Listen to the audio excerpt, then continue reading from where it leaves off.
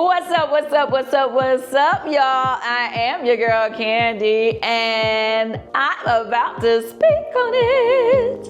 No, What? I thought you said to speak on it. we don't have our new setup. So what is this? Hey, what's up, y'all? It is your girl Candy, and Speak on It is back. You ready? I'm ready. All right. But before we get to the book, I wanted to know a little bit about the man behind the book. You can cuss on here, can Yeah, you can. I had a foundation. We was trying to do stuff to help people in the community, out here on the football field, giving away backpacks, back to school, getting the kids haircuts, only to get cussed out on my way out because she got 3 backpacks instead of 5. And they be coming with that energy, and you know, I clap back. You do? Yeah. Yeah. I said, Rickey man, I said, Smiley don't care. He gonna go in. Man, you got 5 kids, and we gave you 3 of the backpacks. You can't go buy the other 2. Oh. Forget you. You ugly. You dumb. I Googled you to see what are the questions that people are wanting to know, right? One thing is Rickey Smiley married? No. Spin off of that question, are you dating? I date if I. What's up, what's up, what's up, y'all? I am your girl, Candy, and I have one of my favorite people up here, Rickey Smiley. You one of my favorite people. And he's about to speak on it. Go. All right, so I need you to say it too. You gotta say, I'm about to speak. Speak on it. Hey. Same note, same note. Yeah. Right. You got it. Hey, you got it. All right, Rickey. Thanks. First of all, let me say thank you for having me because you're always coming on my show. So now I get an opportunity to be on your show. So thank you. This is so cool. Let me say, this is a pleasure, okay? Oh, thank you. I was surprised that Rickey hit me up. Was like, hey, I heard you talk about books and different things on your shows. Can, we do an interview? And I was like, oh my gosh, he called me to I thought that was so cool. Please, you're a legend. Don't start. Don't go there. Thank you. I You're appreciate a legend. it. I appreciate it. We love and respect you. We have a tight little circle of friends. It's like we grew up together in the industry. That is true. But I am proud of you and everything that you've done, everything that you accomplished. I follow you and thank you for this opportunity. Yes. So everybody, Rickey Smiley, today, let's do our celebration. Come on. It's a celebration. Come on. Rickey Smiley has just dropped a book today. Okay? Today, it's Rickey Smiley's Sideshow. Yep. Living with Loss and Moving Forward with Faith. Now, we're going to get to the book. Yes. Because there's a lot to discuss in the book. Uh-huh. But before we get to the book, I wanted to know a little bit about the man behind the book, right? I feel like we talk to you so much. We hear you every morning, waking everybody up. Yeah. But I mean, I know everybody knows you're funny. Everybody knows that you can cook your butt off because you talk about those things a lot. Yeah. But I mean, obviously today, I want to know more about you as Rickey Smiley, the dad, Rickey Smiley, the businessman, some of the other things that we don't really get to hear. Because before we started the interview, I heard you over there telling Todd some of the things you got going on. So tell the people business-wise, what have you been doing lately? Well, I'm on tour with Mark Lawrence. So what a wonderful person to be on tour with. That's awesome. So I get to work with Mark Lawrence, D-Ray Davis, Benji Brown, Bruce. He rotate us comedians. So just to be associated with, with Martin. That's huge. You know what I'm saying? Who is like a huge star. Really, really proud of that. The radio show, the morning show is going really well. I got a comedy special coming out. I already taped it. It's funny as hell. Probably the funniest one I've ever done. So produced by David and Lynn Talbot. Yeah. Yeah. So we was out there on the boat. He's like, man, you hadn't done a special in a long time. You hadn't done a special since, back in the BET days. I'm like, right, yeah, that's true. Yeah, I still got jokes now because I perform every weekend. A lot of people don't know. I still perform. Well, I knew that. Yeah, I just did the National Harbor in D.C. It was sold out, packed, put on the hell of a show. So it's nothing for me to go up on stage and do an hour and 30 minutes, like just clean them up. But I did a special, so that's coming out later on this fall, so I'm excited about it. We don't know what we're gonna name it yet, so we in some negotiations with Kevin Hart or whatever. So, but David and Lynn Talbot kind of pushed me out there on stage, made me take another special. So, well, how did it feel to tape it? Oh, it was fun. It was funny. Oh yeah. It was funny. I got some new little stuff I talk about on stage.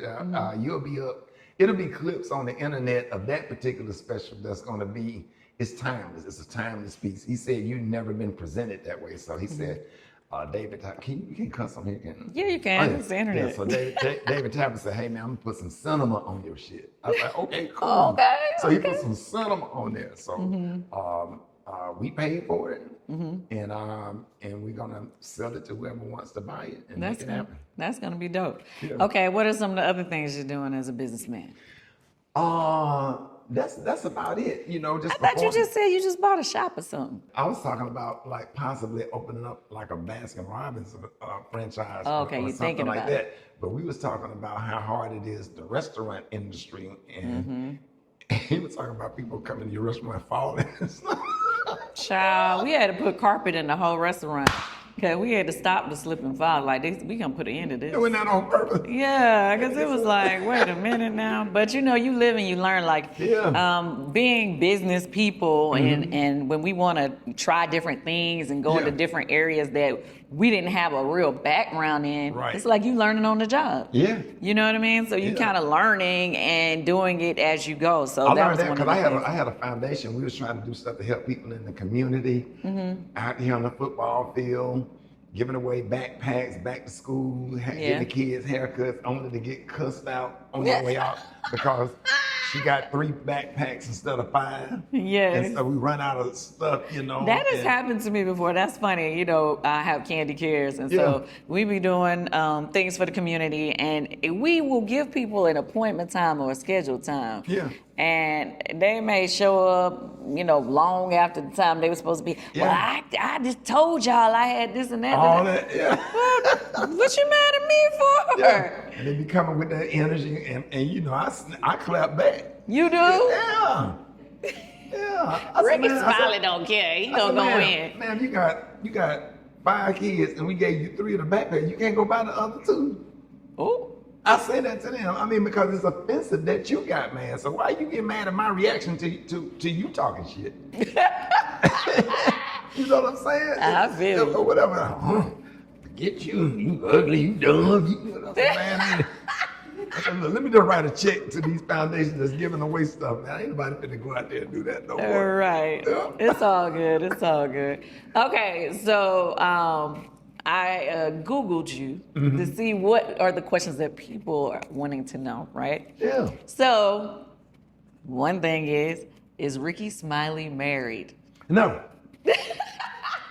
Have you ever been married? I was married. Oh, you I was were? married. I was married for 12 years. When? Man, I was married back Did in I the, know you? back in the 90s. I think we probably had met and had been around each other, but my ex-wife, we were still close. She's a flight attendant for Delta. Oh, okay. And we was married, we was young, and I was married for 12 years. Wow. I had a beautiful, she's beautiful. And y'all broke up after 12 years because... Comic View, I started doing Comic View and them streets started hitting. Oh, no. My ass was young. It was the popularity that messed it I used to up. come over there and do Uptown in Atlanta and go up on the, that was before Frank Ski came to V13, Mike Robinson Carol show. Yeah, yeah.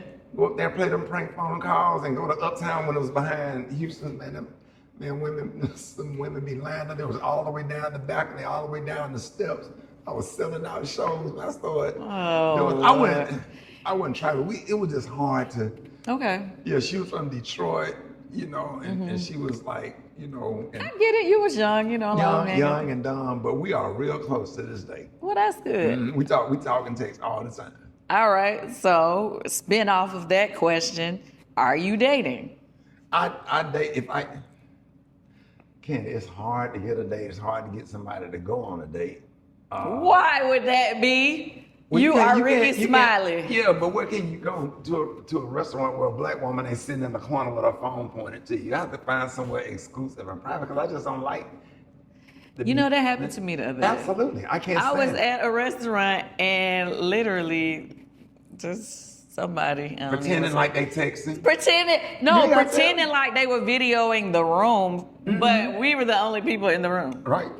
They was Right. doing like this to the room. That happened to me at Houston's when it was over there in Buckhead, and she set her phone up at the table. I'm having a business week meeting with somebody potentially to do a TV show. Somebody Mm-hmm. from Roger Bob's camp we was talking with having dinner, lunch there. Mm-hmm. And then, you know, next thing you know, you can send that to the blogs and Right. got you sitting in a restaurant with a man, and then they just gonna take that and run with it. That's why you never see me on red carpet events. You take a picture. I took a picture with Lisa Wu one time, and we was in all the blogs. The And next day. yes, you were. And You I were. just I can't- remember that. I can't stand that. You can't be. It's being being a public figure used to be prestigious, and now it's like it's almost like you don't want to go anywhere because you don't want to get criticized for every little thing you do or don't do. If I take a picture with this person who's a man, then that's your boyfriend on the blog. You take a picture with this woman, you sleeping with her, that's your girlfriend. You just can't have your own event.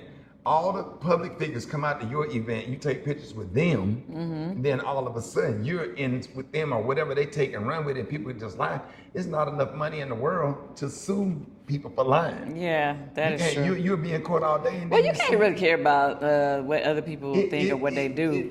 But I mean, you are I don't I'm want a to say country rich. boy. You a rich nigga. No, just kidding. You're a Not rich as- man. Not as rich as her. Don't do it. Oh, no. Don't do it. Don't do it. Oh, no. Don't do it. I can't tell you how many nightstands I done looked in and seen your products. So my, I'm just kidding. But that's my question is like, how is it that you single out here in these streets? I hate to say this, people are just messy and negative. I don't care what you do, somebody gonna find something wrong with it, and I'm just a little sensitive about stuff like that. I haven't gotten into a space where whatever they say, well, I don't care, it bothers me because I'm a human being. So at night, I got to sleep with that, then I got kids, I got grandkids, going to school, getting bullied because somebody said something or something is in a blog. So the best thing for me to do is just be discreet at what I do and where we go, where I'm gonna go eat, where I'm gonna go hang out at. You know, I go to a basketball game. You have to wear a mask. Yeah. All the phones are on you. Your shoes, your socks. I drive a 2012 Toyota 4Runner. I'm not lying. And I ride around. That's my little get around car. But you also got a boat. Yeah, Don't think. Now we know each other, Ricky. We know each other. Don't do it. Hey, but you got to have your little. You got to play it down a little bit. Oh, you trying to play it down. a Okay, little we bit. I've gonna been let trying you to get play you it and down. Todd to go, but y'all should go to the Bahamas because I sail across the Atlantic Ocean and go over to the Bahamas. We have a great time. Oh, yeah, I'm scared. I don't want to be like, there once was a... No. We end up on Gilligan Island. I check the weather. I check the weather before I hit the seas. I'm messing with you. Yeah, you know you're welcome anytime. But yeah, I just love discretion and privacy, and I just kind of stay in my space. Even in Birmingham, I don't really go anywhere. And Atlanta was cool until them phones came up. You know, I will have to say that you are a master of media. Yeah. Because you were able to finesse that question and never give me an answer the whole time. But I Like, tell we you what, done talked but for wait a a good minute, couple but wait a minutes minute, and you but wait a never minute. gave me a yes Kandi, or no how many- if you are how- dating somebody. How many times I text your phone and ask you, Candy, what's up with your friends? You didn't do your job. I thought I didn't No, introduce you you. didn't. No, to no one, not one single person. I thought I introduced you to my one homegirl. Or maybe No, I told her she you was probably- interested in meeting you, but I guess I never connected You y'all. didn't send. I said, Candy, send a picture. I mean, I have a private Facebook page. My private Instagram is RS Comedy. I don't be on the fan page. Right. My personal Instagram is RS Comedy. Well, I ain't gonna COMEDY. suggest nobody slide in your DMs. Slide in there. Slide in that motherfucker. Okay, well, I'm still gonna introduce you to my friend because she is single Okay. and she's very cute and she All got her right. business together. Anyway, but that's separate. I just wanted to touch on that because, you know, obviously you No, are I an love it. eligible black man. And I love it. not only do I know you as obviously a man who's about his business, but you are a family man. And I think that's very important. Oh, yeah. You have been a great father. And Mm-hmm. publicly, we know that you are very involved with your children. Absolutely. So how many kids do you have? I have a lot of kids. Wait, some. whoa. No. What Let is, but let see, me here we explain. go with this master of media. But let me explain. So, there are a lot of kids that did not have a father that I had to father. Oh, And you don't want to okay. say separate your biological kids from your non-biological kids. Well, no, I've been so in that. raised- I've raised other people's kids that Yeah, were I've mine. raised a lot of nieces, a lot of nephews, and I call them all mine. Biologically, I had Brandon and Malik. Those are the only biological kids that I had. I'm saving that for. Oh, it's in the book. That's Okay. the last chapter. in Do the we book. get to touch on it, or we just gonna? What y'all think? What do you think? To answer your question, how many kids I have, you will find out the last chapter of the book, and this is a huge surprise, and it is exclusive on your show because I have not I have not posted anything. I have not discussed this with anybody, but I see you as a personal friend. So the last chapter in the book, Double for Your Trouble, Right. it's gonna shock everybody. It changed my life. It made me so happy. It brought me so much joy in the time where I really needed it. Because Kandi, I didn't really get to grieve for my son until 1 year later. Right. Because I had to lead. I had to protect my other kids and my mother. So when that 1 year came around, that's when everything hit, and God was like, here you go. Okay. Well, since we naturally going into the book, Yeah. all right. I wasn't trying to, but I'm still down to answer whatever you want. Well, I did want one more question before we went Come on. into it. Okay. All right. Okay. Well, I'll ask one more question that has nothing to Can you do can ask as with it. many questions you want. Okay. I'm your cousin. So, okay, another question that was, in the Google list of what people want to know is, what is your involvement with Dish Nation? And, are you still a part of it? Were you a part of it? Like, what happened with that? So what happened with Dish Nation? That's a good question. Kandi, we would shoot Dish Nation from the same room when we did the morning show. Yeah. You in there 4 hours. And then you have to do Dish Nation for 2.5 more hours in one room. That don't mix with ADHD. Yeah. I have to have windows open. I need to see a tree. I need to see a cloud. I can't sit in a room in one room and work all day. I just couldn't. That was long hours. So my morning would start at 5 a.m. The morning show start at 6 Eastern. Get off the air, go put on a jacket and a shirt and sit at the counter and do Dish Nation. Portia comes in and we all at the counter shooting for 2 hours. Dish Nation used to be long hours back in the day. And I was like, I can't do that. I said, I can do it part-time, but that's just too much because sometimes when I get out the air, I want to just go home, take a nap. It was just too much, Monday through Friday. So Dish Nation started with our morning show, a morning show out of Detroit and a morning show out of California. And so we were shooting, they shoot it totally different now. They can do one episode of Dish Nation in 15 or 20 minutes. So what I do now, if Gary or Brad or Head Crack, somebody's not there, I'll just come over from Birmingham or do the morning show from Atlanta. And then I'll just go upstairs, which is on a whole separate floor in the same building, and just do Dish Nation. And then I just go on about my business. So easier. you are still involved with Dish Nation As a fill-in. as a fill-in.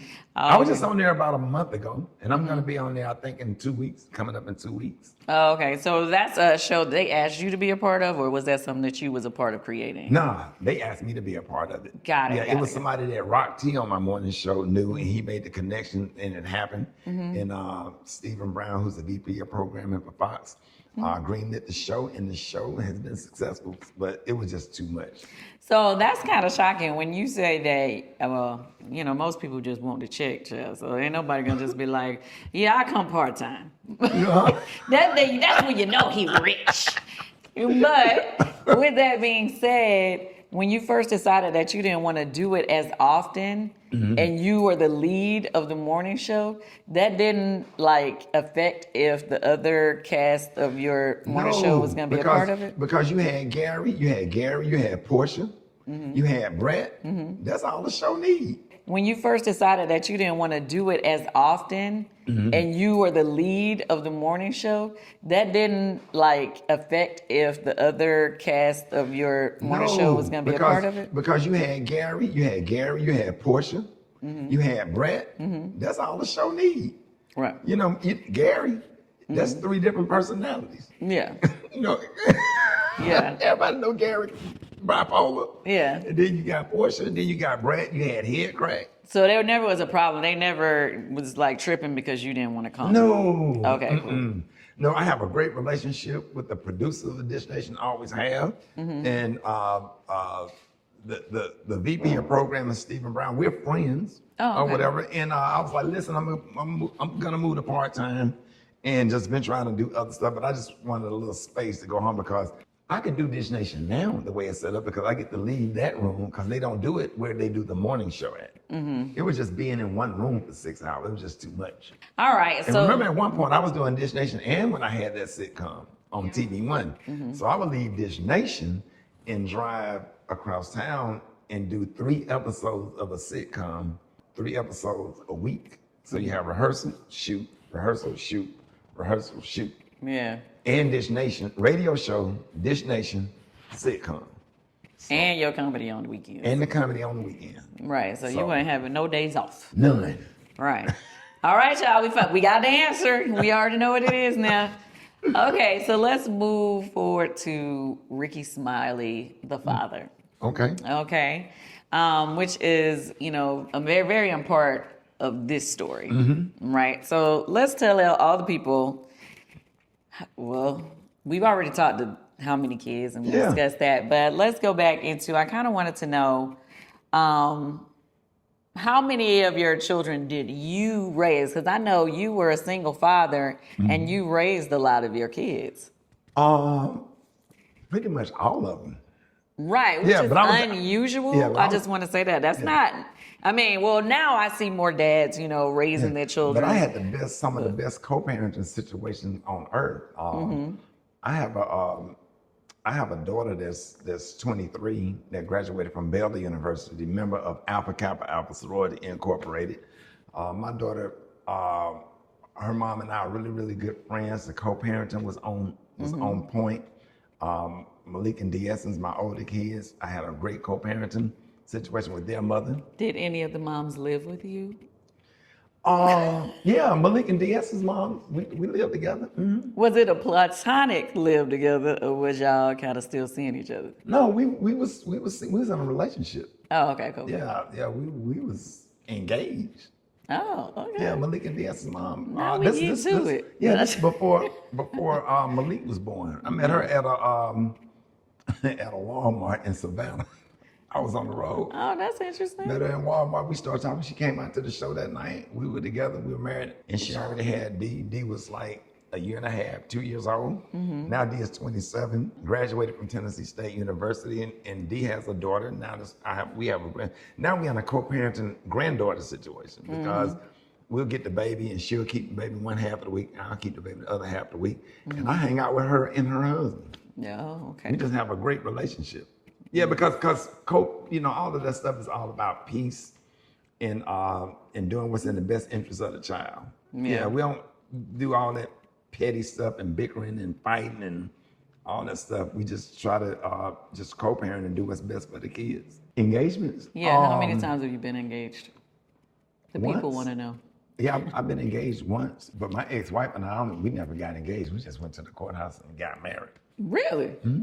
Oh, wow. We went to the courthouse and got married and went to Subway and ate a sandwich in the car and went back to the apartment. We was broke, ain't have nothing, ain't have no money. I wasn't even on Comic View back then. Oh, wow. Yeah, we was living in some small apartment complex on the south side of Birmingham. And then look at you. You got some money and showed up.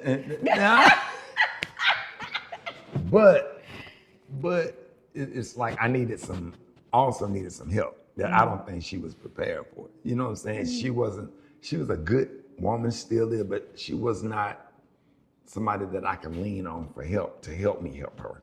Okay. You know what I mean?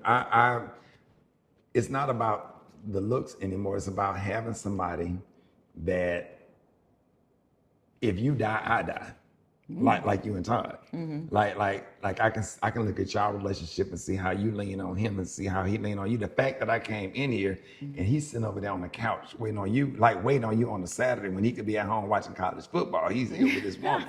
That's what I'm talking about. Like an interest in the relationship and making sure you straight. And it's not even about her bringing me coffee or cooking and cleaning and stuff, because I'm real domesticated. I'm gonna clean, my house neat and clean, and I'm organized, and I compartmentalize everything. I cook.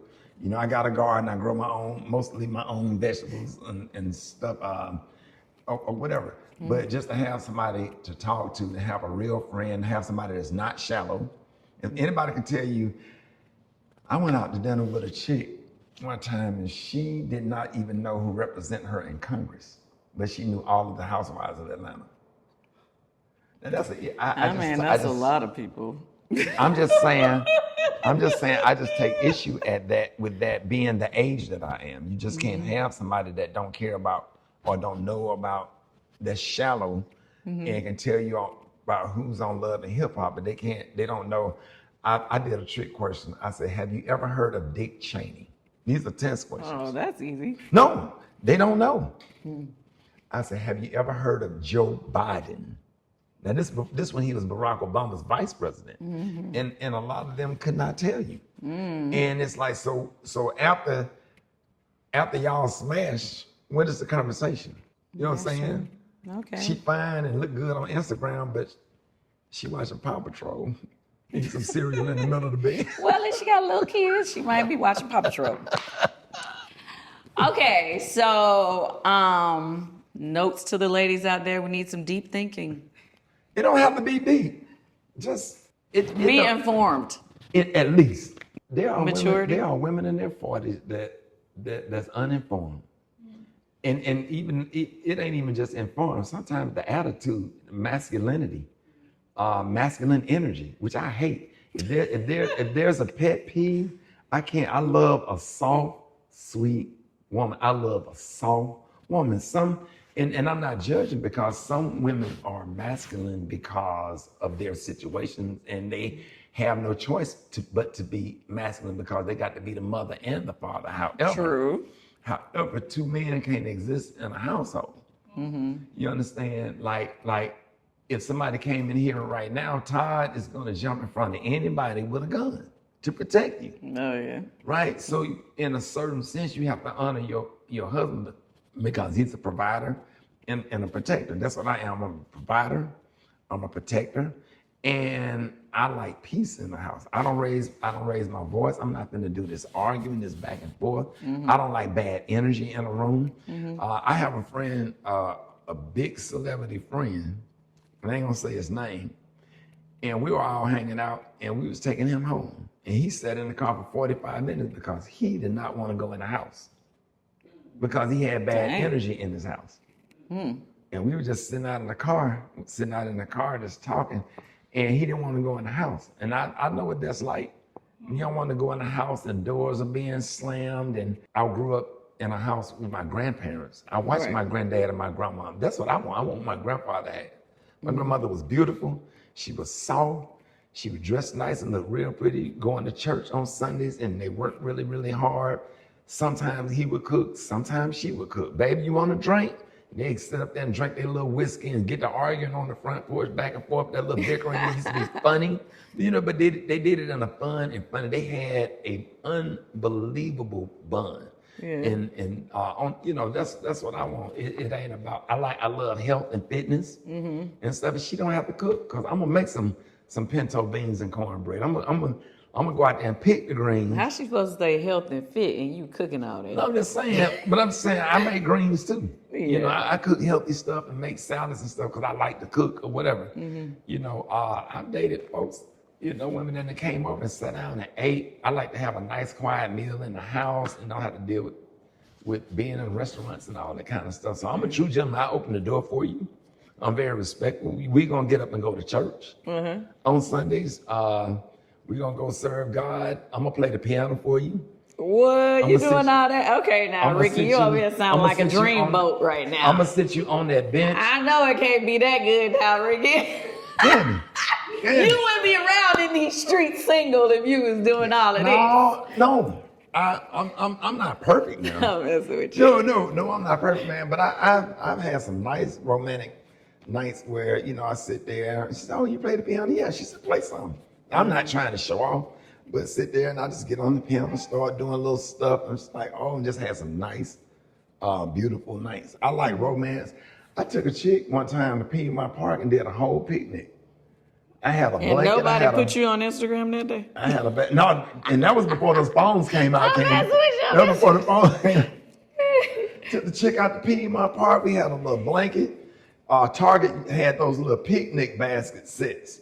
Like if you want to take somebody on a picnic, I had bought that. And I had set some little stuff and made some little sandwiches. And we went out to Piedmont Park before it got dangerous. And we went out there. He said before it got dangerous. No, I'm serious. Silly.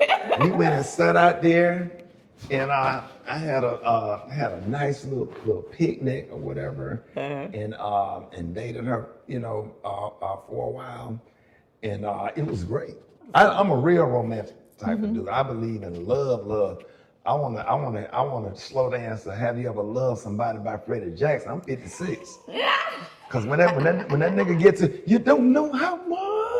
When oh my God, that's when you grab her by the back of the head and pull her close to you. And then when they hit that hook, come on. Have you ever loved somebody?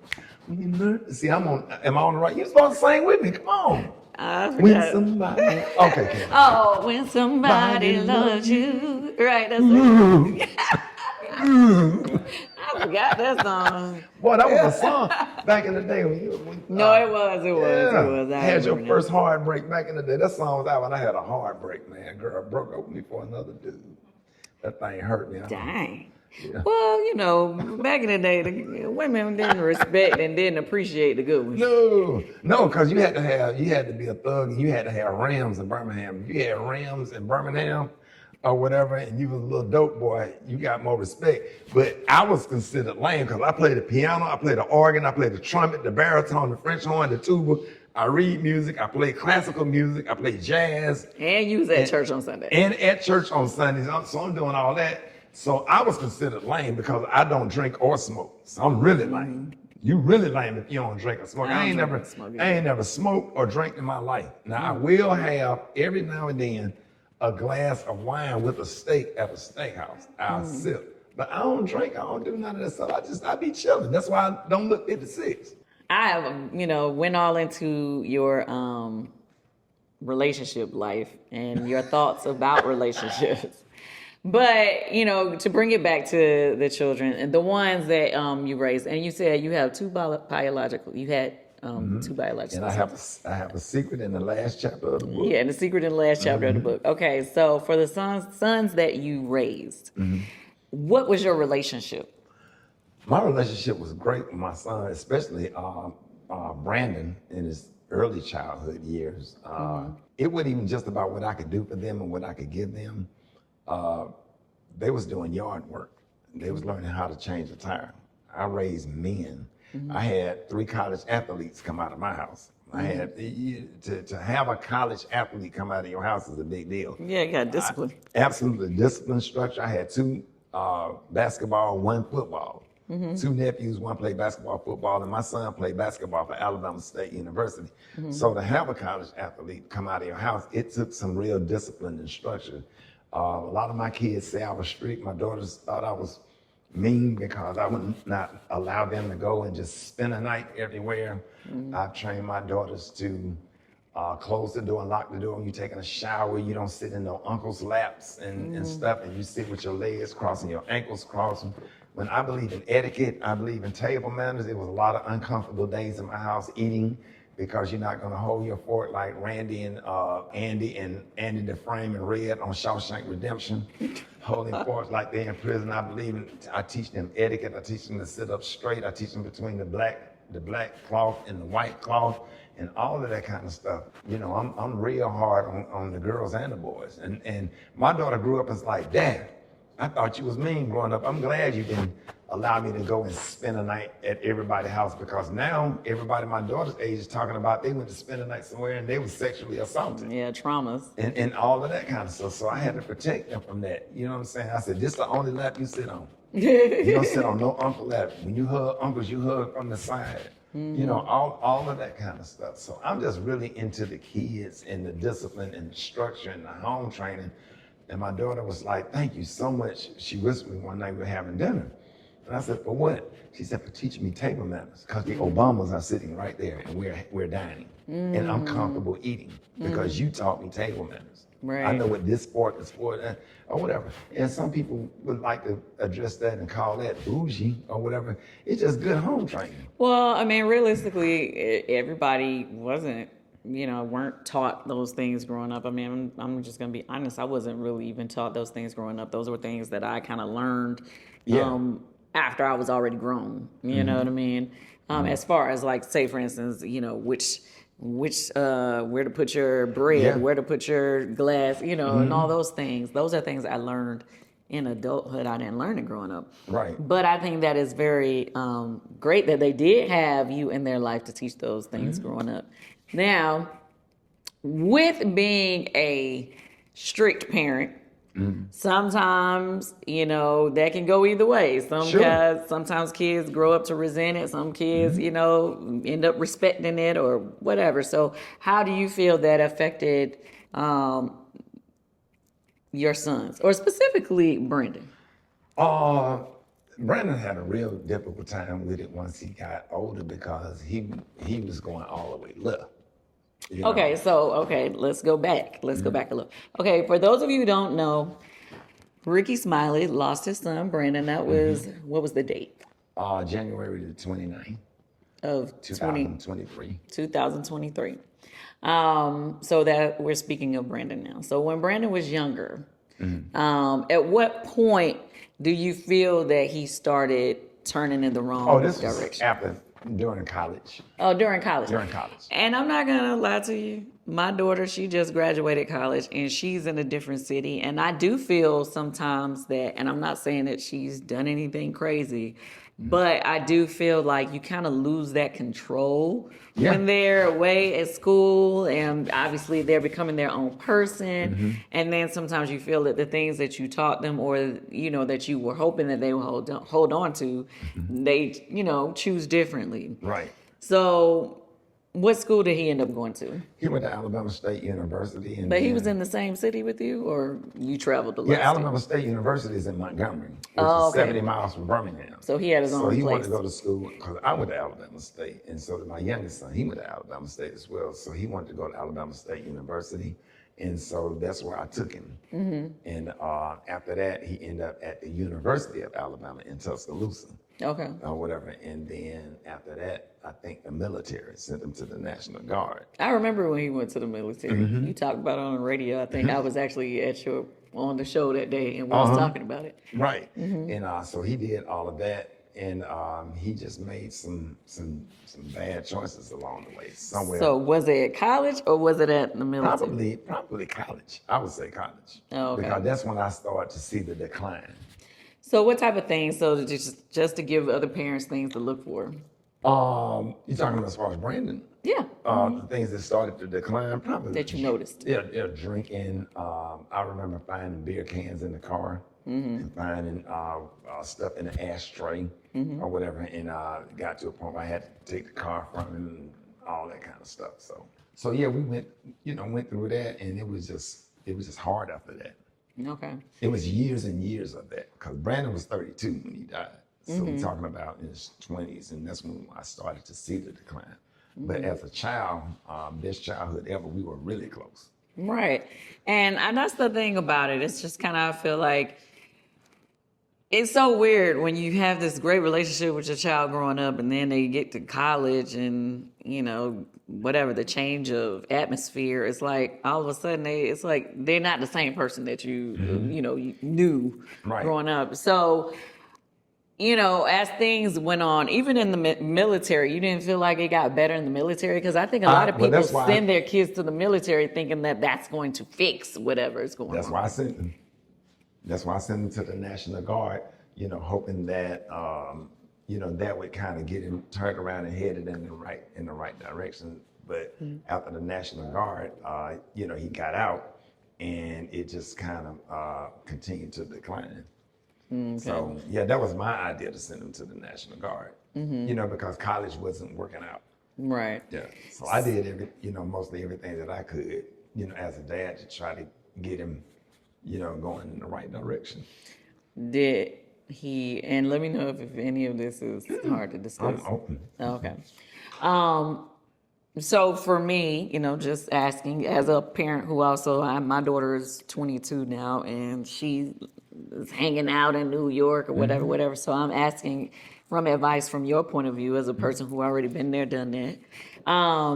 So you said you were hoping that things were going to change. So, and we can cut it if. Candy. Okay. Go. So what, he was using drugs? Yes. What Talk type about of drugs? Started out with weed. I think it went from weed to everything that he possibly could use, and he ended up getting the wrong dose and ended up getting fentanyl, and that's what killed him. Okay. So was he hanging with, were the friends that he was hanging doing these type of things? Or I don't really know because I wasn't with him. When he was doing all that stuff, I just knew that something was off. And I did everything I could to correct it. He have a wonderful mother and stepdad that live, in Atlanta. And I think she was working hard on her end to do things. I was working hard on my end to fix it. We sent them to rehab, a few times. I know she sent them and I sent them twice. Special K got involved, comedian Special K got involved and tried to help him. That was the last person to try to help him before he died. And we did all we could to save his life. were you and your son, were y'all in steady communication, or did y'all stop talking at a certain We point? stopped talking because with addiction, sometimes everybody that have an addiction issue have different behaviors. I'm a black dad, you know what I'm saying? And it was situations where I'd be driving around trying to find Brandon to beat his ass for what he said to me on the phone or via text message. That's just your natural instinct as a dad. I didn't know he was gonna die. We were just going through what we been through before. Yeah, parents go through. And we was a little distant, but we were supposed to talk 2 days before he died. And it didn't happen. And it didn't happen because the book started out even in the very first beginning of the book started out because we was trying to figure it out, put it together, and it starts out that first sentence. Okay. So it says introduction, that Sunday.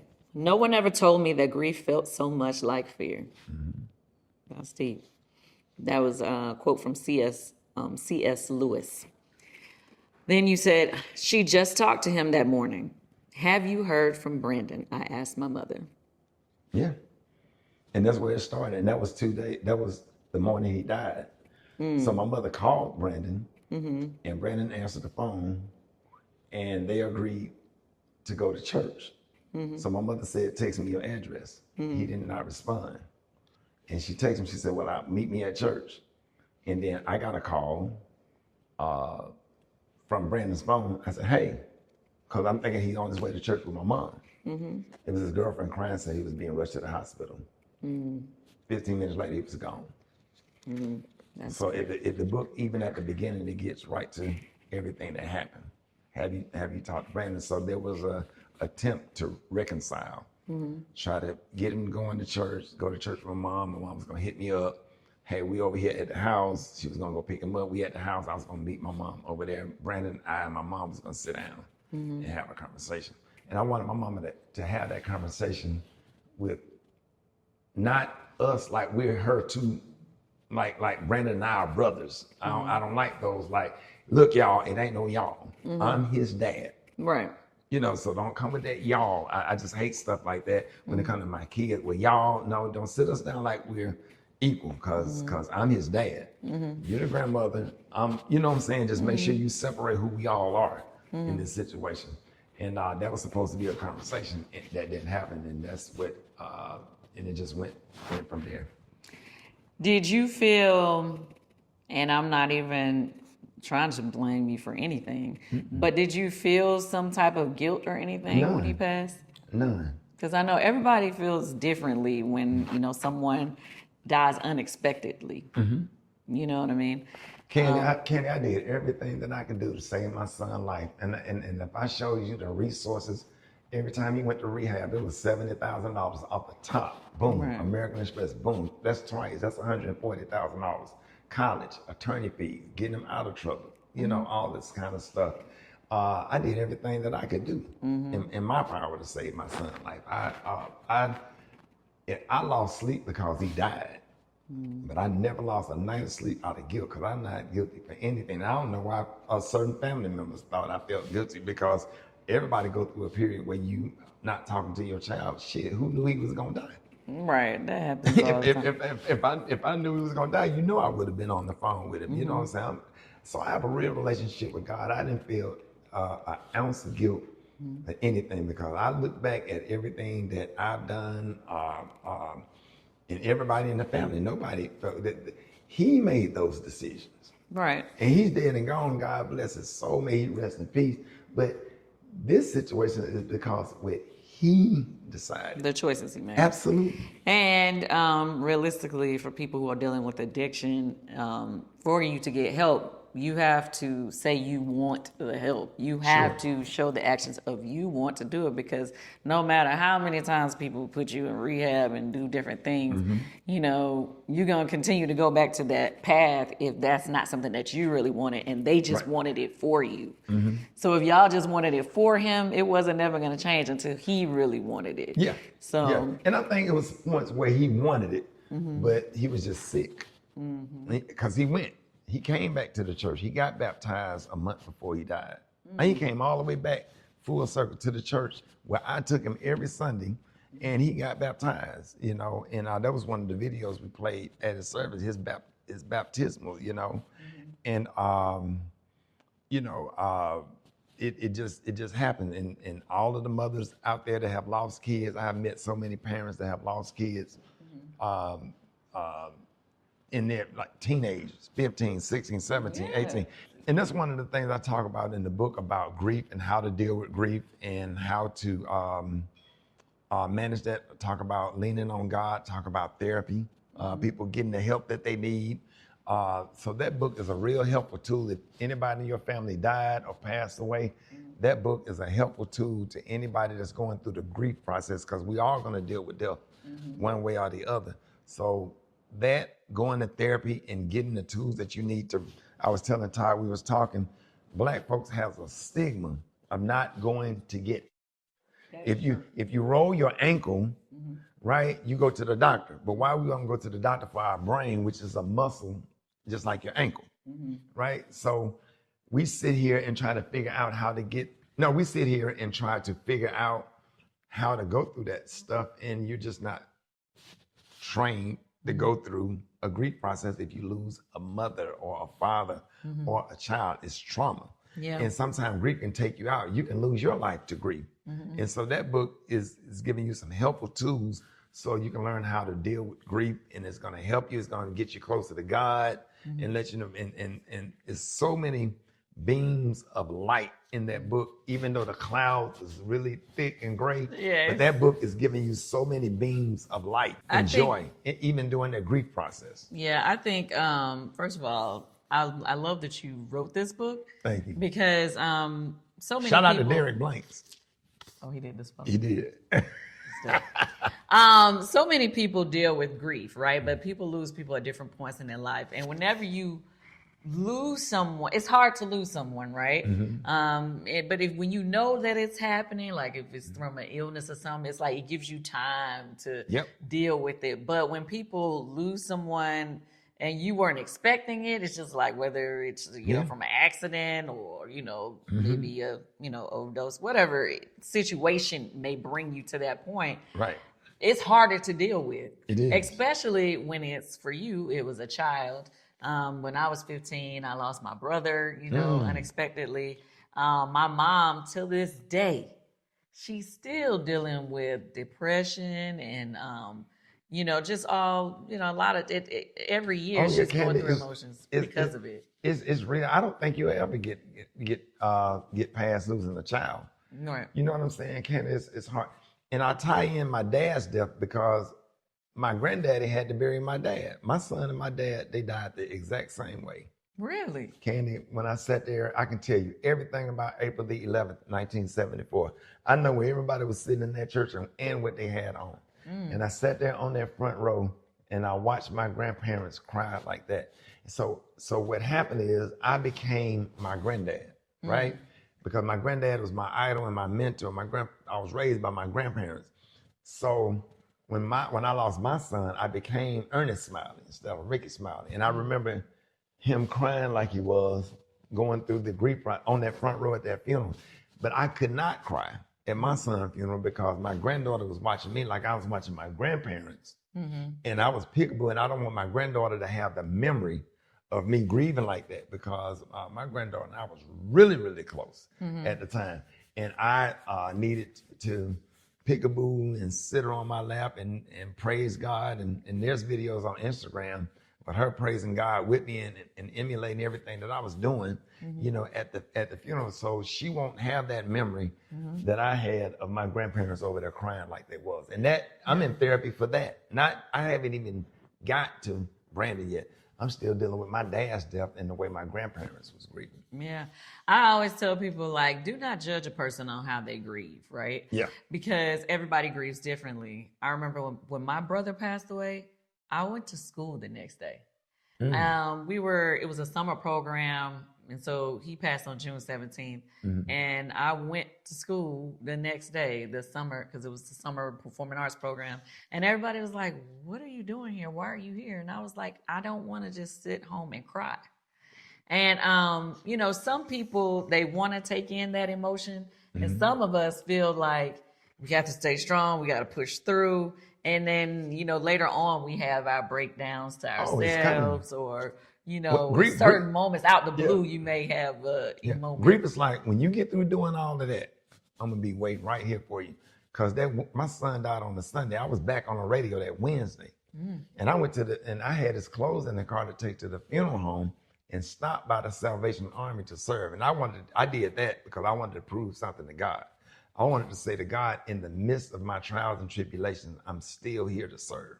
And I said, God, God, you know, in a humble way, I said, you owe me now. I'm serving the homeless today. I got my son's clothes in the car, take to the funeral home. It was dark. It was raining. The wind was blowing. That Wednesday was the worst day because it was just dark that entire day. Homeless people coming through to get a hot dog, some sauerkraut, a handful of chips, slice of cake, and some punch. And I'm serving all the homeless people. Hey, Rick, sorry about your son, Rick. You know, I lost my son too. And that's what I talk about in the book, The Glimmers of Hope. Because here I got homeless people that have also lost a kid and don't have a place to live. You understand? I met mothers that have lost both of her sons, and I had 2 boys. And it's a lot to be thankful for, even in the midst of your trials and tribulations. And that's some of the things that I highlight in the book would make the book so good. I talk about all of that. So, okay, take me to a chapter in the book. Oh, well, you know what? I'm going to just read this first quote. In the midst of the darkness of grief, there can be glimmers of light, a light born from the memories of joy and laughter shared with those we've lost. Kandi, just hanging out with you, being around Tiny, being around Brad, being around my friends, getting on the boat, having moments of happiness. You have to create some happiness for yourself to get you built back up, because grief is a whole tear down. It will tear you all the way down, but those little moments of happiness, that's how you start to get yourself built back up so you can continue to live. But, you know, one thing that I find, though, and I agree with you on that, because, you know, like I said, me going to performing arts class the next day, you know, that was the thing that kept me up, kept my energy up, and allowed me to still find some joys. But some people feel guilty of finding those moments of joy after a major loss in their life. So what do you say to those people? I would say to y'all to keep living and keep doing what you're doing, because here's the thing that's important. The most important thing I'm going to say, you have to do what your loved one would have want for you to do. Do your brother want you to lay at home and think about all of that? Or did your brother want you to go to school and continue on what you were doing? Because he's in a better place. You understand? My son was a comic. I don't know if you knew that. My son was a headlining comedian. Dad, get up, go do radio on straight. Dad, get up and go do what you got to do. Dad, don't be going through all that and crying and all that stuff. I'm good. Go enjoy your life. Take care of the kids. Cook. Be happy. Go get on the boat. You know what I'm saying? Go swim in the ocean with the sharks, which I do. I know some weird stuff we got to talk about one day. Dad, go fly a plane, which I fly planes too. All that. He said, go out and live and be happy. And you got to be there for your other kids. You know what I'm saying? You got other kids, they're grieving also, so you got to lead. But there are times when everything, like the funeral director said, when the flowers have withered, when the calls stop coming in, when people start offering their condolence, you are sitting in the house by yourself, releasing screams that you never screamed before. I got a third step that goes down into my kitchen, the pajama stairs. And I got a third step that I sit on when I feel like I want to cry. And I sit just like this, and I just scream. And I get it out of my system. And I was having a good conversation with Todd today. It's like crying, and it's all the black men out there that be trying to hold it in. Release. Because crying is like popping the cap off of a pressure cooker. Every time you cry, you release pressure. It's okay to cry. But get somewhere and get in the closet. My grandfather used to go to the bathroom and get on his knees and cry on the toilet. I seen my granddaddy do this. And I didn't understand it, but that was his way of releasing. I could hear him in there. And I used to sit outside the door and I just feel so bad. My granddaddy cried many days. Oh my God, hold on.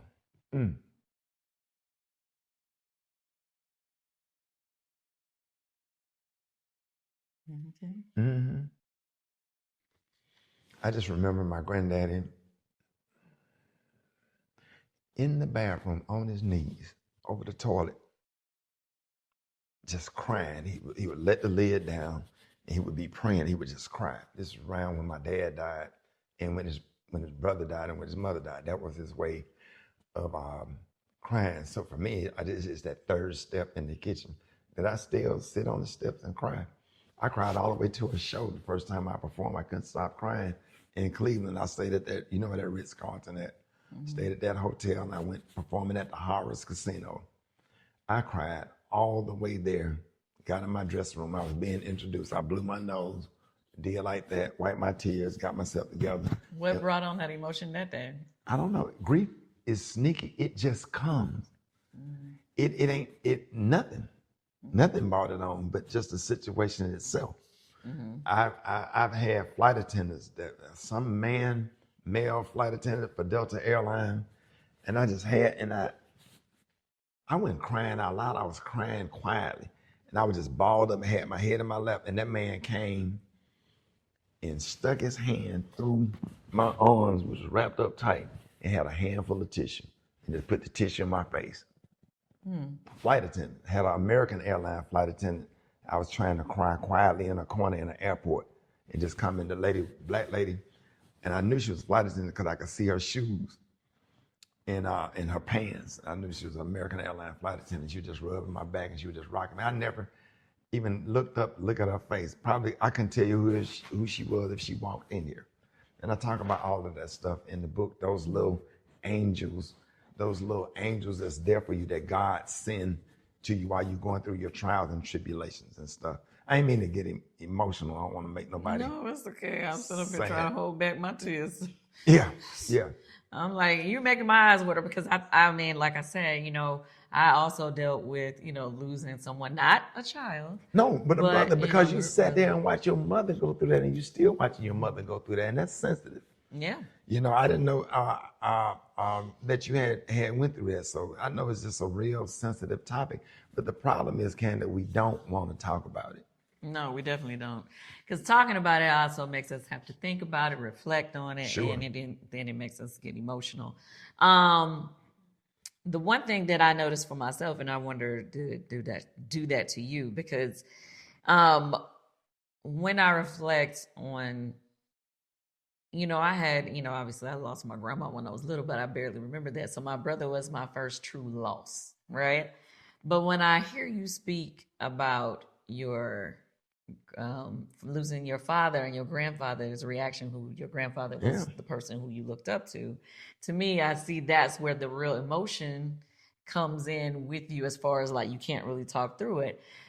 I feel like the loss of my brother made me harder or build up more of a shell as far as it pertains to death going forward.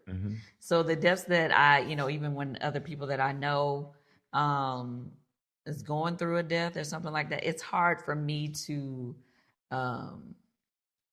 I'm not good at, oh, you okay? Whatever. Because to me, it's like, you'll get over it. Because I feel like I had to get over it. So for me, it's like one of those things where I become cold Sure. to it. You feel what I'm saying? Because in my mind, I always just kind of felt like it was just something you have to push through and you're going to have to figure it out. Like you can't sit in it. You know what I mean? Which, I mean, it's a cold way to look at it and a cold way to describe it to other people. But that's why we have to get in therapy, because therapy will help you with that. That is your coping mechanism. When I tell you I was going to therapy twice a week, I'm talking about, like, if I didn't go to therapy, I would have lost my freaking mind, Candy. I'm standing in the morgue when my son's body got there, just like my granddad. I'll show you. I'll show you a I'll show you a video where I went to and I talk about this in the book, and it's a good book. I give you all the intimate details.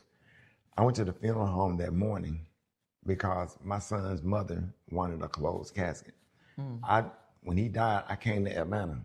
I went to my son's mother and stepfather's house, and I got marching orders to what she wanted, because even though I'm his dad, she the one had him. Right. She carried him for 9 months. She laid down and spit him out.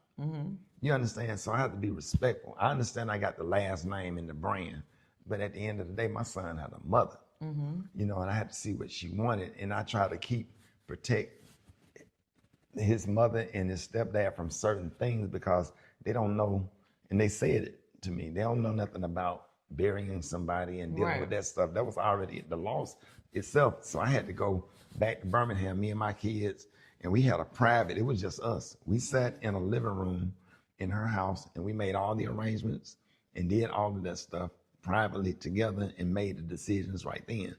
And I thought she was coming to the funeral home that Saturday morning of the funeral, so I went, and I had his favorite cologne, because I had this little particular Bun cologne that he always liked. He always used to go in my bathroom and spray that. So I went and sprayed it on him because I thought his mom was coming by the funeral home. And I wanted to spray him where he could just have that certain, because I thought she was coming. And so when I realized she wasn't coming, I was there with my niece and my nephew, and they started coming in at that point, getting the flowers, taking the flowers out to the car. And the lady, the funeral director, was like, okay, Ricky, we're gonna have to get going, because we need to go over here to the church and set up. And she said, you want to close everything up? I said, yes, ma'am. She gave me the key, and she left out of the room. And me and my nephew, Craig, and my niece, Journey, we lowered Brandon down, and we closed everything up, and we rolled him out there, and we put him in the truck ourselves. And then I went back into the chapel and got dressed. I got dressed at the funeral home and drove myself, me and my nephew, to the church. With no limousine ride. We did everything ourselves. I'm gonna show you some personal videos that I have never shared, just where you can see, but I talk about all of it in the book, because that's the last thing that you will be able to do for your son. That's it. These are the last acts. Went to the funeral home. The viewing was at 12. Me and my son was there at 9 o'clock. We went in the back and got him and rolled him in there ourselves and set everything up. Well, let me just say, you super strong. Had to I've be. seen some strong people, but you super But strong. a year later, I was tore all the way down, because that's when it hit me. A year later. Yeah, I think everybody did. It hits at a different time. So, okay, let's go to a better place. Come on. You said part 3, I am healing. A happy heart is good medicine, and a joyful mind causes healing. But a broken spirit dries up the bones. And that's Proverbs 17:22. Yeah, you got to stay close to God, because if you ain't got no relationship with God, how do you get through something like that? How did you get through your brother past? How did Mama Joyce get through that? I'm sure she'll tell you, but God. Right. But God. And it ain't even leaning on God. God is carrying you. Right. You understand? You sit up there, you think about all of that stuff and all of that trauma, man. We are not able to, we don't know nothing about going through nothing like that. That's why you have to go and get the help. God created therapists. We got to break the stigma of not getting help. But we're going to go if our knee pop out of place. But we won't go get help for our mind. Right. Okay, here's another one. Determined to laugh and heal. Yes. Please never forget how brave it is to continue to show up in a story that looks so different than what you thought it'd be. That was from Liz Newman. Yeah, it's a new time. You got to show up. Remember now, you got to do what your brother wants you to do. Man, your brother looking at you right now. He would be so proud of you. He would be so proud of the way what you done set up for your mother. That was his mother also. And look what you're doing for her. And she living her best life in front of all of us. She a mother to all of us. Cause I watch all her videos. She cracked me up. She funny. But look at everything that you're doing and continue to move on. They are in a much better place, and we just have to, Regina King said it hurt because the love have nowhere to go. Yeah. You know what I'm saying? It's little things that's going to be hard. Like I can't go to the cemetery right now. I can't. I have to pass by the cemetery to go to the airport to get on a flight. Cemetery is by the airport in Birmingham, and that's just something I'm not ready for right now. I've seen pictures of the headstone and everything, but I just can't right now. I feel like if I go, I'll die. Like not cry, but I think if I go to that cemetery right now, I will go into a stage that somebody can't get me out of. I'm just not ready for that right now. Yeah. My kids go, but I can't. So, to each his own. Some people go every day. Yeah. Because they can't let go. But so. Okay, so the last piece. Now you had a little surprise in here. Everybody got to go to the book and get the full details. Mm-hmm. All right, y'all got to get the full details. But I did run into you at Disney World with two surprises. Two surprises. And what a time we had. Just briefly. I mean, I know you discuss it in detail in the book, but you found out you had two blessings. Two blessings that you didn't even realize you had. You Absolutely. said that was a year to the day after, or 2 days before the 1 year anniversary. 2 days to of the this 1 death. year. And this for everybody though. God will give you double for your trouble. Everything that you go through, everything that everybody is going through in this room, we have to remember what we were taught. It's only a test. And God look at all of us as we go through our trials and tribulations to see how are we going to handle those trials and tribulations. It's only a test. Right. And you go through that stuff and you show up for God, even and show up for other people through your trials and tribulation, He will give you double for your trouble. It may be in the form of, we don't know what form it's going to be in, but He'll give you double for your trouble. Right. So you think that was your son saying, Dad, come on. Oh man, he would have been happy for me. And I know that because my oldest son, my kids are so happy for me. They was worried about me like you was worried about your mom when you lost your brother. You was worried about your mom. You hadn't even got to yourself. You worried about her. Like, oh my God, And my kids are happy for me because they seeing some smiles that they didn't see. Like, what are you so happy about? Cause I kept it from them like I kept all this up from them like a couple of months. Oh, you did?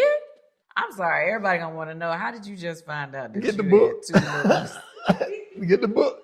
You'll know it all. All the tea is in the book. Okay, all the tea is in the book. I want to know. Okay, no. Well, you guys, y'all need to get this book. Overall, I mean, I'm a person who has experienced loss. My husband experienced loss in our marriage. He lost his mom. Right. Our marriage, we wasn't even at our 1 year anniversary yet. So it's a lot, Yeah. You lose a parent, you lose a child, you lose a sister or brother, any of those things, best friends, all of y'all. I mean, everybody's experienced different losses, but, we don't all know how to cope with it. So I think sometimes it's just good to know that somebody is dealing with what you're dealing with and just want to know their experience. Yeah. And with that being said, thank you for putting this book out and being an open book and sharing so much information. And thank you for being, and I say this every time we do an interview, and I know you're tired of me talking about it, but thank you for being a real friend. Because a real friend take up for you. I'll never forget it. And we had lunch one time, and I bought you all those flowers. Yes. And I bought you those flowers because you mean a lot to me. You, Tiny, Brett, y'all are some of the closest friends that I have. You mean a lot to me. You took up for me when I was being attacked, and you stood your ground, and you stood on what you said. You're a real friend. Well, thank And you. and if you need a kidney, and we match, I got you. Well, And thanks. I'm gonna say that I love you. I mean that I from the love bottom you of my heart. too. I love you. I love you too. Well, this is my dog. Ladies, he's single. We done went through that. Come on over there where I can clap them cheeks. No, No, you didn't. Okay. Don't put that on there. Okay. Take that off. I'm just Okay. talking. Don't let us have to drop the merch already. All right. Well, thank you for coming on and joining us. And thank you for watching. Speak on it.